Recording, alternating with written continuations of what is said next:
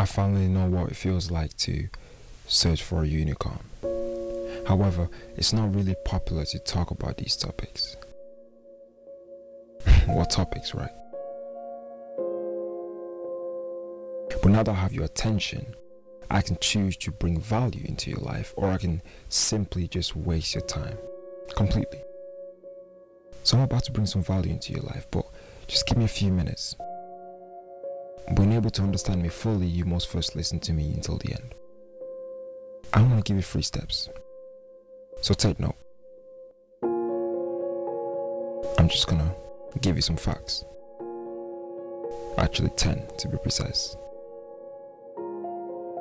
Did you know that you spend 25 years of your life sleeping?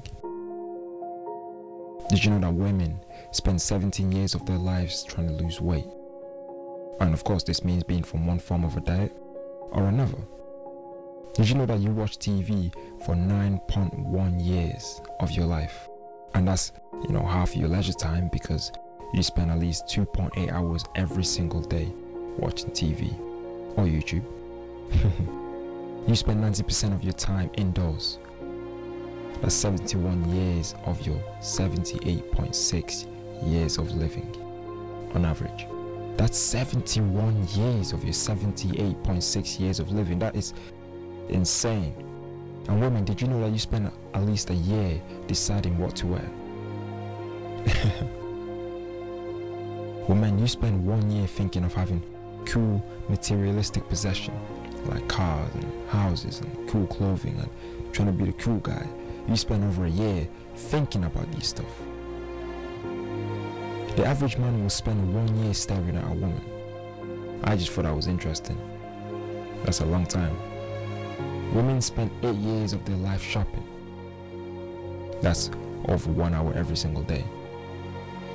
An office worker spends 5 years sitting at a desk. And they say that 75% of people don't enjoy their jobs, which means you're basically spending 5 years doing something you don't enjoy. The average employee spends 2 years sitting in work meetings. That's crazy. You work for 10.3 years of your life. And the average person works 40 hours a week from ages 20 to 65. Now, that is step 1. First, we have the cycle of life, and now we have habits, which make up the cycle of our lives. This is the second step. Did you know 40% of what you do is habitual? You can make it a habit.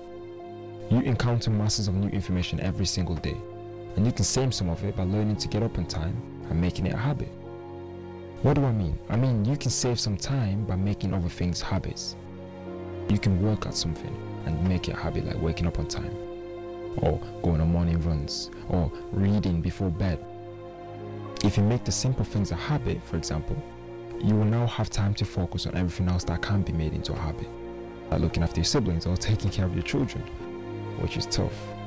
But what if you had to force yourself to read, or force yourself, to get out of bed for the next 65 years of your life? It's definitely not worth it. And it does not take 21 days to change a habit. Research suggests that on average, it takes around 66 days to change a habit. In the study, however, there were people who made it at least 18 days. You as a person, there is no limits. You can do it in 5 days, you can change in 99 days, you can change in 2 years. But as long as you continuously do something, one way or another, it will make an imprint in your brain. Now that was very important, and that was part 2.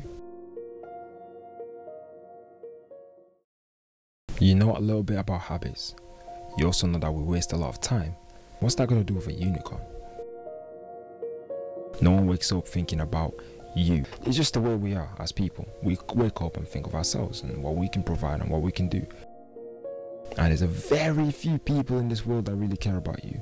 So first thing I always say to everyone is treat them with respect, honor them, love them, because that's all that matters.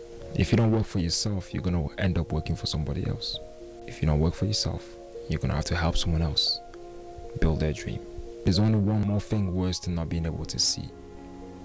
It's having eyes, but no vision. And think about this.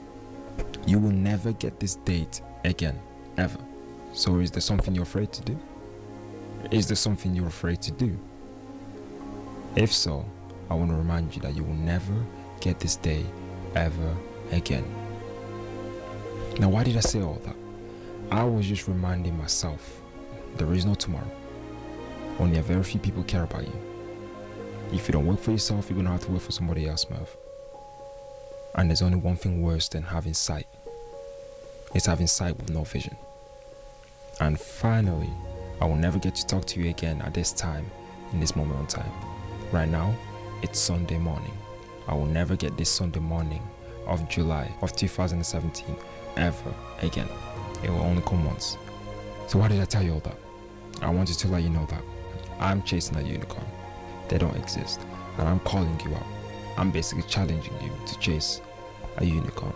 You get to live every single day aiming so high that you end up doing things that you never thought you would do. I've got a quote. If you chase a unicorn, you will not find it. If you try seeking for it, you will not find it. But guess what? You will find everything else that exists. If you don't find the unicorn, you will find everything else that exists. And finally, you want to know your life's purpose? Let me ask you a question. If I asked you, what do you do? Now right now, think about it. Just forget about everything else. Let me ask you a question. What do you do?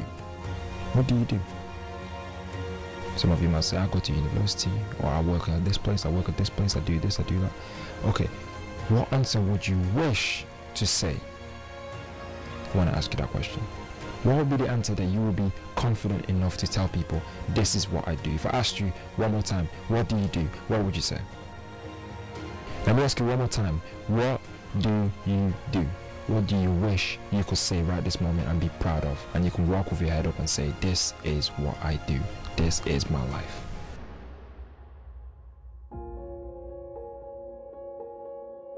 And guess what? Whatever that thing is, that is your purpose.